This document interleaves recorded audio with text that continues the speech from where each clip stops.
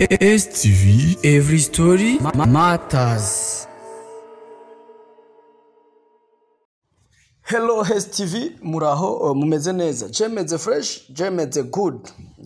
Reka tumaze dukengurukira Imana yo ishoboye kudushikana muri kano kanya.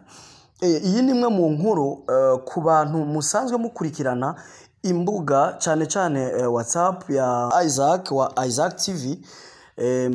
Yatanze amatariki ashobora kurekurira ibikorwa vyiwe cyangwa kwerekana icese ibikorwa vyiwe bishasha. Hari abantu bashobora kuba batatahuye cankwe batamenye ibikorwa nyezina ariko arategura kutwereka. Tubanze tubibutse ko yatanze igenekerezo rya 14 aho hasigaye indwi imwe, kuko uno munsi turi tariki indwi. Ni kuvuga ko ku munsi nk'uyu ni kuvuga niyo munsi tuzoba turi ku itariki 14. Izoba ni kuvuga ko zoba ari ku munsi wa gatanu nk'uyu munsi itariki 14 ariho ariyo tariki yatanze azoshira habona ibikorwa vyiwe. Ariko mugerageje gusoma ano ma post murabona ko yashizemo ikintu c'iradiyo. Iradiyo igiye gusohoka. Murabona kandi ko yashoboye kuvuga ati amazina na frequency n'umurongo muzobitorera ko soon arabishira ahabona. Ariko natwe turi ngaha kugira ngo tumwe na turiya dusakuze cyane kugira ngo tubereke utuntu ku ncuro ya mbere mutaba muramenya cyangwe bitaba biramenya na benshi, arivyo bakunze kwita exclusive news. Amatwi adusumira, ndasubiyemo cyane, amatwi adusumira canke atagihindutse canke abantu bacu bo hafi ariyo mantene yacu yaratwemeza byimfata kibanza. Ndasubiyemo mu nyumve neza cyane guys, byimfata kibanza baratwemeza yuko iyo radio ya Isaac ishobora kwitwa Classic FM. Ndasubiyemo, namatwi adusumira ndetse ni nkuru dukesha abantu bo hafi yacu. Baravuga yuko iyo radio ishobora kwitwa Classic FM, bakongera bakatumenyesha yuko ishobora kuzoba iri iwabo nyene aho asanzwe aba ariho na Isaac TV isanzwe ikorera.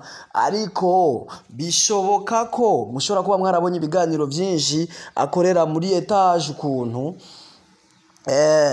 bikaboneka ko iyo radio tuhaciye kenshi turakunze kubona ikintu kimeze nka antenne.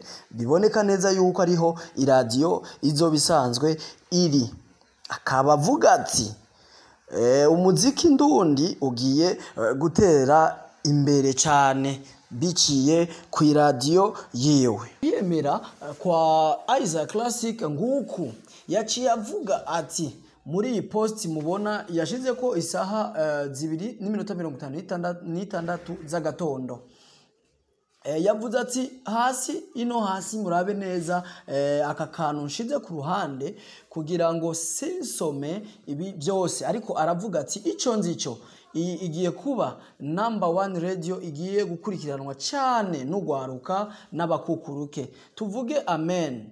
Acha yerekana aka emoji ko gushima nako gutwenga. Acha yandika ati soon turabishingira intahe. Nanje ati jewe nawe wetensi tubirindire abishingire intahe.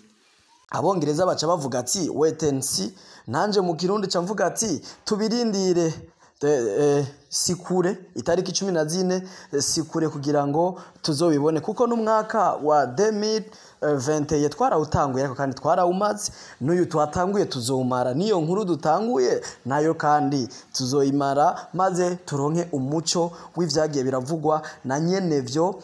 Ariko arabandanya ashimira ngo abamufashije kugira ngo ico gikorwa kigende neza. Ariko kandi arakesha aratwemereka n'amazina y'abantu bagiye gukora kuzoboneka muri ico gikorwa. Ntituzi ko arabamenyesha makuru n'abandi bagiye batandukanye. Ikibazo tuca tugaruka tukiyumvira mbega vy'ukuri na Isaac azoba ari umwe mu bamenyesha makuru b'iyo radio. Ico ni kibazo nongera nkibaza nkakubaza nawe ariko kandi dushobora kumurondera nawe tukamubaza mu makuru akurikira tugaheza tukakibahereza. Iyo ya nido y'amakuru y'ibyagiye biravugwa uyu munsi muri kino gitondo ku munsi wa gatanu tariki 7 aho ari igikorwa ciza ntitworeka no kumukeza kuko yanavuze cyane ati ugwaruka na nyene icubahiro umukuru w'igihugu yiyemeje gukorana no gwaruka cyane ngo kuko arigo rugifise inguvu kandi ruvuduka cyane. Reka tubaha akanya mwisomere cyane ku mwanya ukwiye mubashe kubona by'ukuri ibyagiye birandikwa nawe ku rubuga rwiwe rwa stati ya WhatsApp. Musanzwe muzi ko akoresha WhatsApp zibiri hose yagiye arabishirako. Yabandanyije avuga ati umurongo hamwe n'izina bigiye gukorera kuri yo radio. Umurongo ico bita mu gifaransa fréquence aho tuza turayironkera mu kuyumviriza amakuru rero nubwo we yanditse yuko agiye kubishikiriza soon bisigura agiye kubishikiriza vuba ariko nk'abantu bitugerageza gucararanganga tugaca hariya na hariya tukinjira mu myobo myinshi kugira ngo turabe ko twoba bambere kumenya amakuru.